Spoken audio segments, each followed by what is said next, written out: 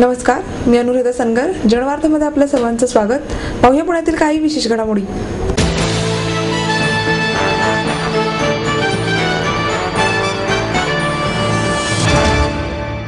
ज्येष्ठ समाजसेवक मोहन धारिया यांचे वृद्धापकाळाने निधन झाले. ज्येष्ठ समाजसेवक, माजी केंद्रीय मंत्री आणि वनराईचे संस्थापक मोहन धारिया यांचे प्रदीर्घ आजाराने पुणा हॉस्पिटलमध्ये निधन झाले. ते 88 वर्षांचे होते. गेल्या काही दिवसांपासून धारिया किडनीच्या आजाराने आणि प्रकृती अस्वास्थ्यामुळे पुणा रुग्णालयात दाखल झाले होते. परंतु डॉक्टरांच्या उपचारांना प्रतिसाद न देता ते अखेर काळाच्या पडद्याआड गेले. वनराई संस्थेच्या माध्यमातून राजकारणाकडून समाजकारणाकडे जाणाऱ्या धारिया यांनी अनेक गावे हिरवीगार केली. स्वातंत्र्य लढ्यातील त्यांचा सहभाग आणि त्यानंतर राजकारणामधली त्यांची कारकीर्द ही दबदबा निर्माण करणारी होती. धारिया यांनी केंद्रात मंत्रिपद भूषवले होते. याचबरोबर त्यांनी नियोजन आयोगाच्या उपाध्यक्षपदीही काम पाहिले होते. देशावर इंदिरा गांधी यांनी लादलेल्या आणीबाणीच्या विरोधात धारिया यांनी आवाज उठवला होता. त्यामुळे धारियांची प्रतिमा इंदिरा गांधी विरोधक अशी झाली होती. मात्र पुढे राजकारणातून बाजूला होत त्यांनी समाजसेवेला हात घातला. यातूनच नंतर त्यांनी पर्यावरणाशी संबंधित काम करणारी वनराई ही संस्था स्थापन केली.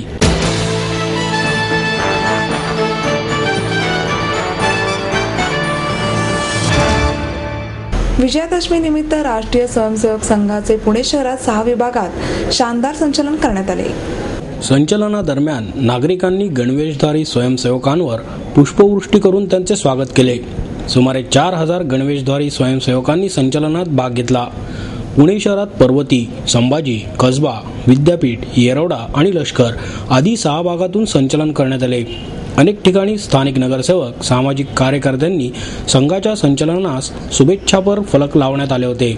भाजपचे आमदार, नगरसेवक, कार्यकर्तेही मोठ्या संख्येने संचलनात सहभागी झाले होते. घोषाच्या तालावर शिस्तबद्ध संचलन करणाऱ्या स्वयंसेवकांचे नागरिकांनी उत्स्फूर्त स्वागत केले.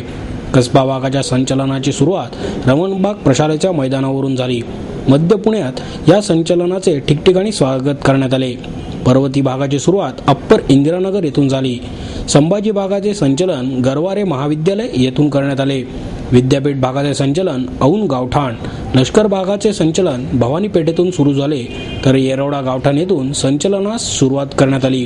त्या ठिकाणच्या संचलनातील घोष पथकाच्या शानदार सादरीकरणाने नागरिकांचे लक्ष वेधून घेतले. अश्वारूढ झालेल्या स्वयंसेवकांच्या हातातील भगव्या ध्वजाचे वातावरणातील हवेच्या झोतासहित बिरकणे देखील सुंदर दिसत होते.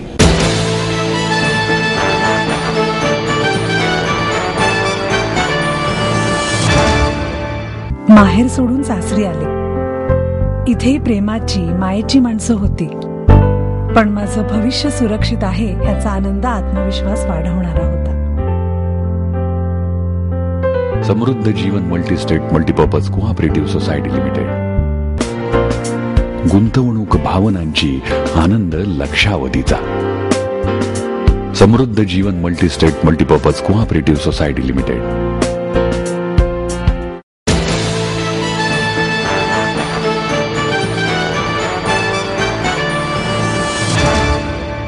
पुणे शहरामध्ये सीसीटीव्ही कॅमेरा बसवण्यासाठी कॅमेऱ्याच्या खरेदीला गृह विभागाने मंजुरी दिल्याची माहिती उपमुख्यमंत्री अजित पवार यांनी दिली.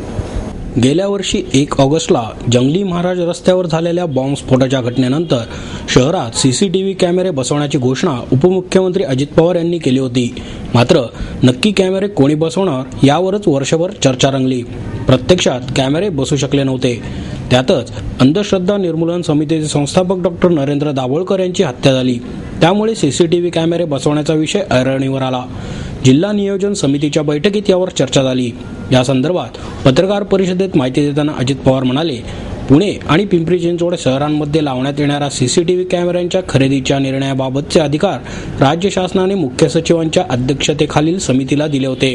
समितीच्या मान्यतेनंतर याचा अहवाल गृह विभागाला दिला होता.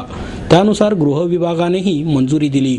स्वारगेट ते पिंपरी चिंचवड आणि वनाज कोथरूड ते रामवाडी या मेट्रो प्रकल्पाला राज्य शासनाने मान्यता दिली आहे. पहिल्या मार्गातील स्वारगेट पासून कात्रज पर्यंत तर पिंपरी चिंचवड पासून निगडीपर्यंत विस्तारासही तत्वता मान्यता देण्यात आली आहे. मेट्रो प्रकल्पातील उच्चस्तरीय अधिकार समिती नेमली असून या समितीकडूनच मेट्रोच्या स्थानकांसाठी जादा FSI आरक्षण बदल यासंबंधीच्या मान्यता देण्यात येतील. त्यासाठी पुन्हा मंत्रिमंडळाची मान्यता घ्यावी लागणार नसल्याचे पवार यांनी सांगितले. तुमचे वडील बाळासाहेब ठाकरे आणि शरद पवार यांची राजकारणापलीकडे चांगली मैत्री होती हे लक्षात ठेवा आणि मगच बोला. टीका आम्हालाही करता येते, प्रत्युत्तर आम्हीही आमच्या सभातून देऊ शकतो हे उद्धव ठाकरे यांनी ध्यानात ठेवावे असा प्रतिटोला देखील अजित पवार यांनी शिवसेना प्रमुखांना लगावला. उद्धव ठाकरे यांनी दसरा मेळाव्यात शरद पवारांवर कठोर टीका केली होती. उपमुख्यमंत्री अजित पवार यांनी उद्धव यांच्या वक्तव्याचा योग्य वेळी समाचार घेऊ असे स्पष्ट केले. मात्र आपले वडील आणि शरद पवार यांच्या संबंधाची जाणीव उद्धव यांनी ठेवावी असे अजित पवारांनी सुनावले. जाहीर सभेत आम्हीही आरोप करू शकतो, पण आज ती वेळ नाही असेही त्यांनी यावेळी नमूद केले.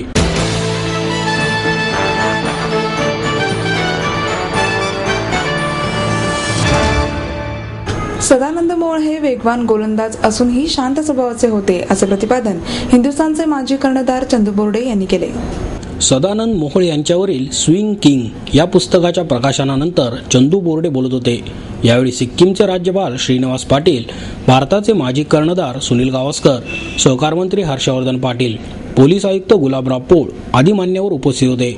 या प्रसंगी चंदू बोर्डे यांनी सदानंद मोहोळांच्या अनेक आठवणी ताज्या केल्या. ते म्हणाले, सदानंद मोहोळ हा खरोखरच स्विंग गोलंदाजीचा बादशाह होता, म्हणूनच मी त्याला स्विंग किंग या टोपण नावाने संबोधायचो. मी आणि सदानंदने त्या काळी बलाढ्य मुंबईच्या संघाला 3दा पराभूत केले होते. आम्ही एकूणच 10 वर्षे एकत्र खेळलो. सध्याचा भारताचा आघाडीचा गोलंदाज भुवनेश्वर कुमारचा वेग हा सदानंद मोहोळपेक्षा थोडाच जास्त आहे. मात्र सदानंद मोहोळ यांचा स्विंग हा जास्त घातक होता असेही त्यांनी सांगितले.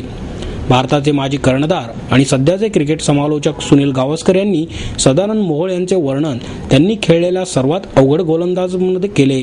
ते म्हणाले, मी जगातील सर्व वेगवान गोलंदाजांना सामोरे गेलो, पण सदानंद मोहोळच्या हवेतून स्विंग होणाऱ्या चेंडूचा अंदाज लावणे सर्वात दिव्य असायचे. त्या काळात मुंबई आणि महाराष्ट्रात संघर्षपूर्ण लढती व्हायच्या. मात्र सदानंद मोहोळांनी ज्या पद्धतीने मुंबईच्या फलंदाजांची भंभेरी उडवली ही न सांगण्यासारखी होती. सदानंद मोहोळांनी 75 गाठले आहे. आता त्यांनी वयाचे शतकही पूर्ण करावे अशा शुभेच्छाही सुनील गावस्कर यांनी दिल्या.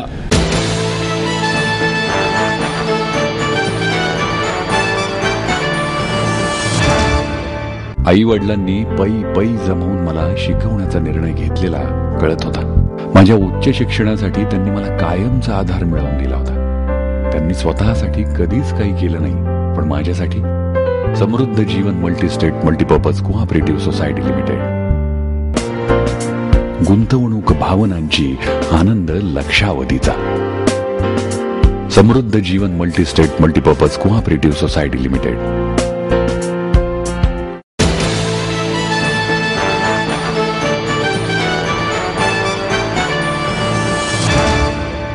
सासवड येथे होणाऱ्या 87व्या अखिल भारतीय साहित्य संमेलनाच्या अध्यक्षपदी ज्येष्ठ कवी फमू शिंदे यांची निवड करण्यात आली. निवडणूक निर्वाचन अधिकारी ॲडव्होकेट प्रमोद आडकर यांनी ही घोषणा केली. फकीरराव मुंजाजी शिंदे उर्फ फ.मु. शिंदे यांना या निवडणुकीत 460 मते मिळाली. त्यांच्या प्रतिस्पर्धी डॉक्टर प्रभा गणोरकर यांना 331, अरुण गोडबोले यांना 60 तर संजय सोनवणे यांना 39 मते मिळाली. या निवडणुकीसाठी 1056 सदस्यांपैकी 904 सदस्यांनी मतदान केले. पैकी 14 मते अवैध तर 890 मध्ये वैध ठरली. त्यापैकी 460 मते मिळवून फमू शिंदे विजयी झाले. अखिल भारतीय साहित्य महामंडळाच्या अध्यक्षा डॉक्टर माधवी वैद्य, साहित्य परिषदेचे सुनील महाजन, प्रकाश पायगुडे यांनी शिंदे यांचं स्वागत केलं. निवडीनंतर माध्यमांशी बोलताना फमू शिंदे म्हणाले, सगळ्या तमाम मराठी लोकांना हा मानाचा जो मुद्रा आहे तो माझ्या नावानं नोंदवला, याबद्दलचा माझ्या मनातला आनंद आणि माझ्या मनातली कृतज्ञता.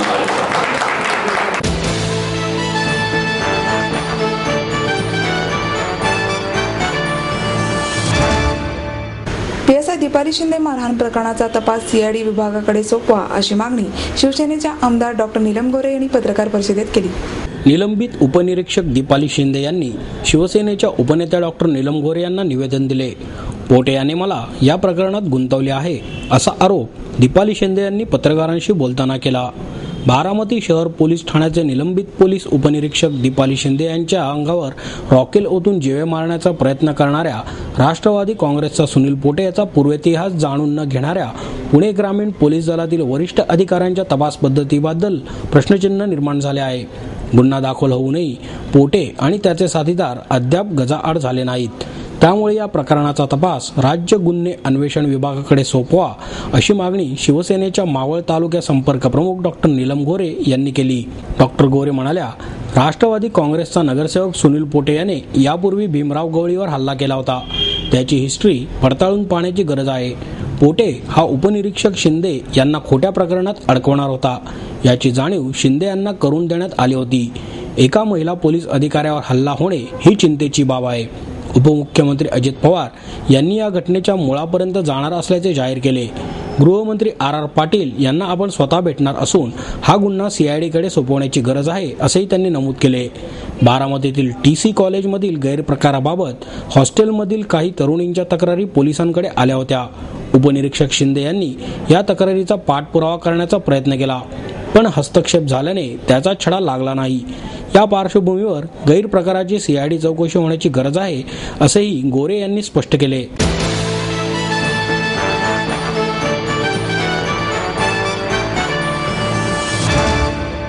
आपको देता है एडमिशन के साथ अपॉइंटमेंट लेटर भी.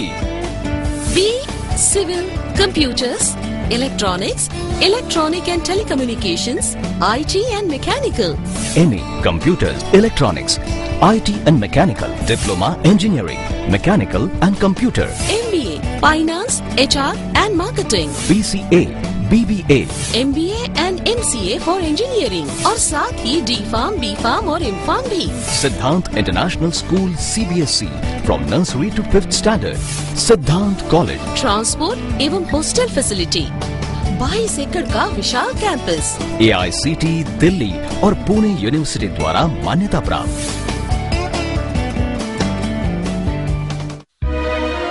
समृद्ध करियर की ओर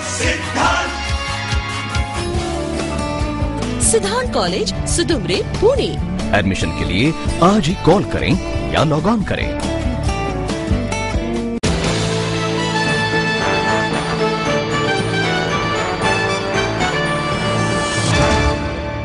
अंतिम निर्णय होईपर्यंत सध्या आहे त्याच पद्धतीने पुण्याचा पाणी पुरवठा सुरू राहील अशी हमी उपमुख्यमंत्री अजित पवार यांनी दिली. शासनाने मंजूर केल्यापेक्षा पुणेकर अधिक पाणी वापरत असल्याचे वारंवार सांगत महापालिकेने तातडीने पाणी गळती रोखावी आणि सांडपाण्यावर प्रक्रिया करून शेतीसाठी पाणी उपलब्ध करून द्यावे अशा अटी घालत अखेर उपमुख्यमंत्री अजित पवार यांनी पुण्यातील पाणी कपात मागे घेणार असल्याचे जाहीर केले. मात्र पुणेकरांना पुढील 9 महिन्यांसाठी दरमहा 1.25 TMC पाणी देणार का यावर मात्र उत्तर देण्याचे त्यांनी टाळले. धरणे 100% भरल्यानंतरही पुरेसे पाणी देण्यास पाटबंधारे विभागाने नवीन मुठा उजवा कालवा सल्लागार समितीच्या झालेल्या बैठकीनंतर नकार दिला होता. त्यामुळे महापालिकेने गुरुवारपासून शहरात पाणी कपातीचे धोरण जाहीर केले होते. या निर्णयानंतर शहरातील सर्वपक्षीय लोकप्रतिनिधी, स्वयंसेवी संस्था आणि नागरिकांनी संतप्त प्रतिक्रिया व्यक्त केल्या होत्या. निर्णयावर टीकेचे मोळ उठल्याने पवार यांनी जळगाव येथील नियोजित दौरा आटोपता घेत तातडीने पत्रकार परिषद घेतली. पत्रकार परिषदेत पवार यांनी कालवा सल्लागार समितीच्या बैठकीत पाणी कपातीवर कोणताही निर्णय झालाच नसल्याचे स्पष्ट केले. तसेच कालवा समितीला कपात करणे किंवा वाढीव पाणी मंजूर करण्याचा कोणताही अधिकार नसून याबाबत मंत्रिमंडळ बैठकीत निर्णय घेतला जात असल्याचे सांगितले. धरण साठ्यातून पुणे शहराला किती पाणी द्यायचे याबाबतचा अंतिम निर्णय झालेलाच नाही, तरीही चुकीचे चित्र रंगवले गेले आहे असा सावध पवित्रा घेत अजित पवार यांनी शहरात कुठलीही पाणी कपात न करता यापुढेही अंतिम निर्णय होईपर्यंत सध्या आहे त्याच पद्धतीने पाणी पुरवठा सुरू राहील अशी घोषणा केली. यामुळे तुर्तास तरी पुणेकरांवरील पाणी कपातीचे संकट टळले आहे.